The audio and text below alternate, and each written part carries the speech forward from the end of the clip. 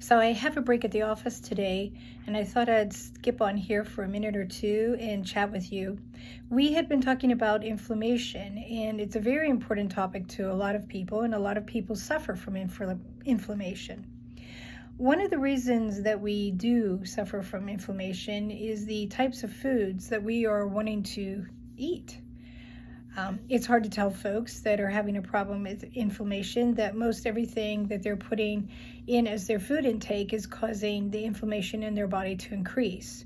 But along with the food intake that we have, there are high levels of stress or chronic thinking patterns or behavioral patterns that also increase the inflammation in our bodies. Inflammation has become the number one problem in our country and countries across the earth, in that it leads into the more chronic, more debilitating diseases such as heart disease, arthritis, and even to include some types of cancers. So what can we do? I mean, if you come to me and you say, I have inflammation, what am I going to be able to do for you?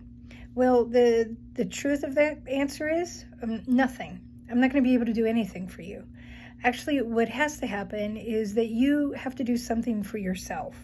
And the first thing that you have to do is to honestly look at your lifestyle, at your food intakes, at how you handle stress, how much rest do you get, how much care do you give yourself. And these are all things that a doctor cannot do anything about, a life coach cannot do anything about, massage therapist cannot do anything about, because basically this all has to happen on your time, in your house, in your way. And there is not one kind of ticket for this either.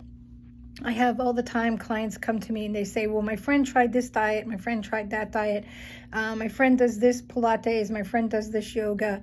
These are all very good components, but one of the most important things that people have to come to an understanding of is that they have to remember it's not one thing that causes your inflammation, so it's not one fix to have your inflammation leave you. It is a whole lot of different things combined together on a daily basis in a flowing pattern for every month, for every year, for your whole entire life. Because if you are able to create inflammation in your 30s and 40s, by the time you get into your 70s and so, you're not going to be able to walk, or you're not going to be able to walk far, you're not going to be able to breathe, or you're not going to be able to go up steps.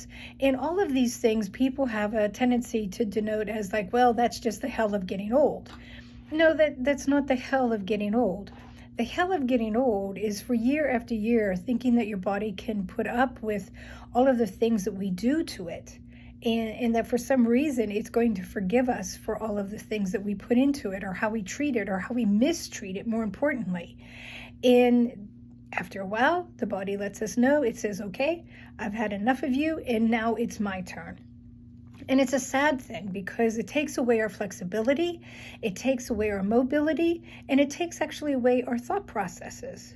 A lot of times people have foggy brain at the very beginning because of inflammation, because the neural systems in the brain are just having too much of an overload of all the congestion and the toxins that we're putting in for it to have a what's called a good thought.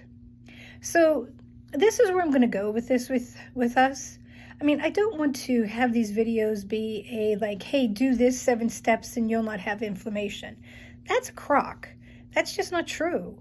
Or I'm not going to say like, oh, eat these foods and don't eat those foods because then you won't have inflammation. That's not so. There's so many different foods that some people can eat and other people can't. We have people that have sensitivities, other people don't have sensitivities. What really has to happen is I need to give you guidelines. You know, it's sort of like Captain Jack Sparrow. They're just guidelines. But guidelines are important because within guidelines, we can make our own personal program, and that's what has to happen. So I'm hoping that you are not coming here thinking that Beverly's going to give me 10 things to do and I'll never have inflammation again in my life, because Beverly's not going to do that. Beverly's going to bring to you all of the information that she understands about inflammation. And by the way, I understand about inflammation because for a period in my life, I suffered from high inflammation. There were certain things going on in my life. I wasn't taking care of myself.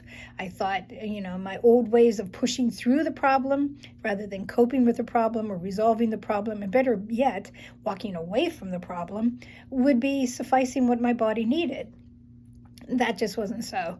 My body took me right into the medical doctor's office where the lab tests proved that my C-reactive proteins were high, my A1A was high, and I was actually falsely diagnosed at one point in my life with lupus because I had the markers that could indicate that I had lupus.